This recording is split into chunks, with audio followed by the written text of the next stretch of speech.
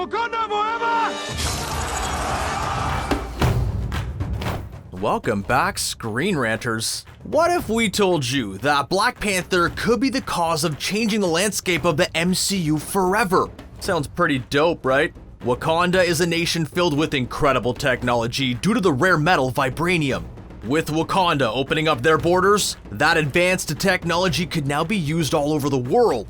Today, we're going to talk about how all of this is possible and how it could happen in Black Panther 2. So grab your heart-shaped herb and let's get started. As we saw during the events of the Black Panther film, the world of the MCU is about to change drastically. At the start of the film, the whole nation of Wakanda had originally shut itself off from the rest of the world. They pretended for years that they're a third world country by using a massive cloaking system to hide their high-tech landscape. Due to their Vibranium reservoir, they've been able to become a nation with the most advanced technology in the world, as well as one of the richest countries. At the end of the Black Panther film, T'Challa directly spoke to the United Nations. He talked about opening up Wakanda to the world for the first time, something that the villain Killmonger had encouraged throughout the film, just in a more intense fashion. The world's gonna find out exactly who we are. T'Challa was going to provide nations with some of Wakanda's incredible tech. To allow Wakanda to be a vital part of the world, Shuri would be leading the way as the head of the science and information branch of the African country. The stage was set for a new, exciting MCU future. However, Thanos and his fancy gauntlet had other ideas. As a result, a lot of the plans to share technology and information had barely begun. But it does give us a massive opportunity to shape the Marvel world for the future, even giving us a great opportunity to add new beloved characters into the MCU. With Earth being decimated by the events of Infinity War and with half of all life being blipped away, the world fell into panic, which is pretty understandable. For 5 years, those that survived the blip struggled on, barely scraping by at times. We saw in Endgame that most of the US was decimated and fell to ruin. As a result, the world will be looking for more technology to protect themselves from future devastation. After all, the world had dealt with a Chitauri invasion, Ultron attempting to throw Sokovia at the world, and now Thanos and his twisted logic. We could get to see this passion for protection in Black Panther 2. Since a Mad Titan can just turn up and take away their existence with a magic glove, fear will be the leading force driving this new world. Various nations will hold T'Challa accountable to his previous statement at the UN. After all, they want to keep their citizens and themselves safe. They will demand his help to protect the world. Their big argument would be that if every other nation had the same tech as Wakanda, then maybe they wouldn't have been wrecked as badly by Thanos, the Black Order, and the Outriders. Of course, the biggest counter-argument against that is that even Wakanda wasn't safe from the destruction.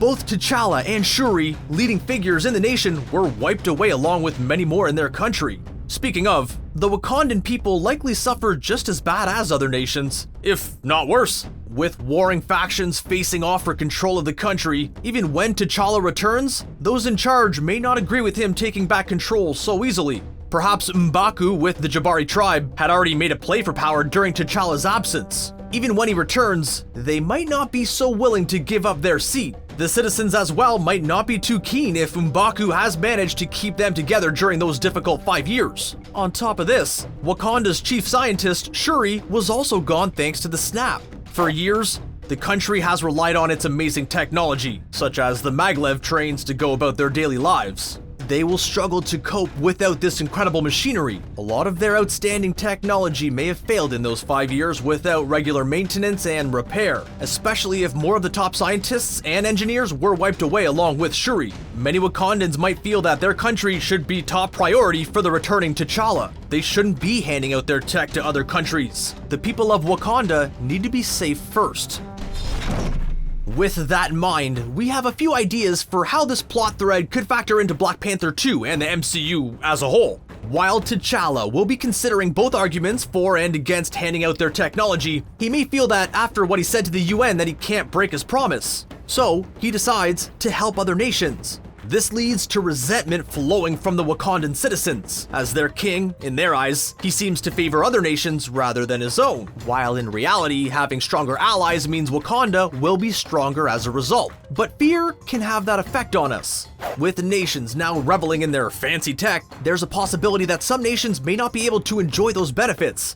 After all, T'Challa may not be keen on handing out advanced technology to those that are looking to suppress their own people with destructive means. For example, Genosha with mutants, which could be a good way to bring the X-Men lore into the MCU. In those 5 years, the mutants rose to defend the world, yet Genosha believes they have ulterior motives and look to protect themselves. By being rejected by Wakanda, Genosha takes extreme actions. The mutant-hating nation could infiltrate Wakanda to steal the precious metal Vibranium. After all, it's a key ingredient in most of Wakanda's amazing machineries.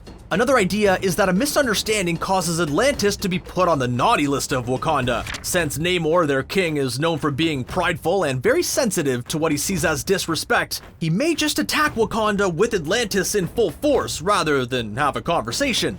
Eventually, the battle is called off when the misunderstanding is resolved or a bigger enemy makes an appearance. Then, the two iconic nations have to team up to tackle the new villain.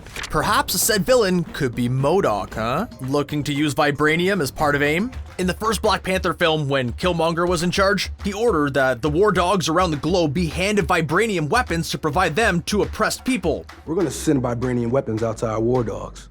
The War Dogs is a central intelligence service that collects information for Wakanda, all in order to keep threats to the country at bay. Many of the War Dogs refused this order. However, some of the groups accepted and waited to receive the weapons. While it's unlikely that many, if any, weapons reached the groups before T'Challa took back the throne and canceled the order, there is a chance that some slipped through. As a result, there could be a number of Vibranium weapons in the wild. The War Dogs may have already provided them to the oppressed people, which could cause large-scale battles to begin all over the globe. The nations involved may hold Wakanda accountable and create sanctions against them. This could cause T'Challa to fear that these actions could make his country less protected. These affected nations could even demand Vibranium weapons to battle those in the uprising. In the eyes of the media, Wakanda may look like they're overstepping and get involved in other nations' issues, while Wakanda will be stuck between a rock and a hard place. Do they try to ease international relations by helping the nations battle their own citizens? Or do they stand on the side of those being oppressed and risk being shunned? Perhaps the weapons never made it to the oppressed people as originally intended. Renegade War Dog factions may have sold the weapons through the black market in order to hide their involvement from T'Challa. Now, there are a number of high-tech weapons out in the world. These could be used by some of those dangerous nations that Wakanda didn't want to help, or even turn up in the hands of the new big bad looking to wreak havoc with Wakandan technology, such as Dr. Doom. What sort of technology does Wakanda have, we hear you think? Well, many of their inventions, such as Shuri's gauntlets, all stem from one source: Vibranium. A comet littered with the metal fell into Wakanda around 2.5 million years ago. The radiation from the metal changed the landscape pretty quickly. It enriched the soil to the area, which led to plants being very healthy and bountiful. However, the radiation also caused some Wakandans to become mutants. In order to defend the country from the mutants, the first Black Panther was created. Vibranium and Wakanda have a very long and storied history together. Vibranium is stronger than steel, but only a third of its weight. In fact, it's nearly indestructible. We say nearly as Cap gets his shield broken fairly often. The Vibranium metal is able to absorb kinetic energy as well as sound. Since Vibranium absorbs sound, it makes Black Panther's suit incredibly quiet. Guess what I call them? Sneakers. A lot of other Wakanda weapons have incorporated the substance to make them stronger and quieter. In the comics, other characters use Vibranium items to get the upper hand, such as the daggers that belong to the X-Men's Warpath, some of Hawkeye's trick arrows, and Red Guardian's shield, which we may see in the upcoming Black Widow film. If the MCU decide to look into the magic realm more in the future, we could see Vibranium play a big part there as well. The metal is able to increase the effectiveness of magical energy, as we saw with Dr. Doom nearly destroying Black Panther and Wakanda in the story Doom War. Vibranium is very versatile. Instead of being for offense, it can also be used for defense. In the comics, Avengers towers made from Vibranium laced concrete to help deflect attacks. It isn't possible for the whole building to be made from pure Vibranium. The precious metal is so very expensive. Even Tony Stark and his vast fortune would struggle to fund a whole building made from Vibranium. 1 gram of the metal is worth an immense $10,000. For comparison, 1 gram of gold in our world is around $57 at the moment. In 1992, Ulysses Klaue managed to steal around a quarter of a ton's worth, which is valued at around $2 billion. Wakanda's vaults hold 10,000 tons of vibranium. So let me get out the calculator here. The total value of that comes out to, $90.7 trillion. So, with vibranium being useful and valuable, it's easy to see the whole landscape in the MCU change with it being released across the globe.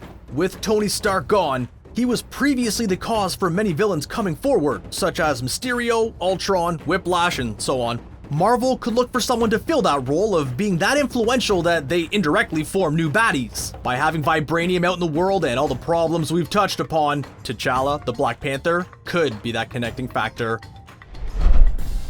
And that's a wrap. Do you have another story that might happen as a result of Wakanda handing out their tech? Let us know in the comments. If you liked the video, then please like, share, and subscribe. All those actions really help us out. Finally, thanks for joining us today. See ya!